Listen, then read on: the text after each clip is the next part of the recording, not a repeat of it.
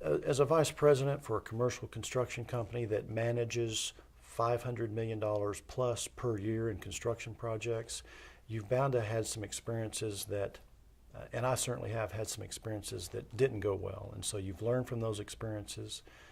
As you know, when these projects start to get off track, they're very difficult to correct. And so if you start out wrong, it's very difficult to change course. And so we make a practice of utilizing John's services and his team early and getting the project started in the right direction. One job in particular, we started and we ran into trouble, kind of a sign of the times. The architects were pushed for time. They produced I guess an average set of documents. I guess a set of documents that they felt they could manage through and manage to the end. And unfortunately, we really didn't know what we had a hold of until we got John involved. And so John comes to us and says, listen, there's some issues here that we really need some help getting sorted.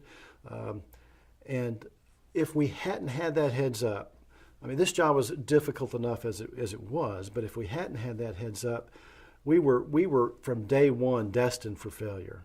And because of that advance notice, that advanced preparation, that advanced study, we knew we had something that we had to deal with early. We had to attack it. We had to get a lot of people involved, which we did, and began knocking off these problems one by one and still maintain the project schedule.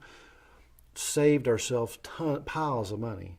We were headed for a train wreck and didn't even know it. And so that's the one job that when I look back on it, you begin to you realize that this is a mission critical part of the project that John performs.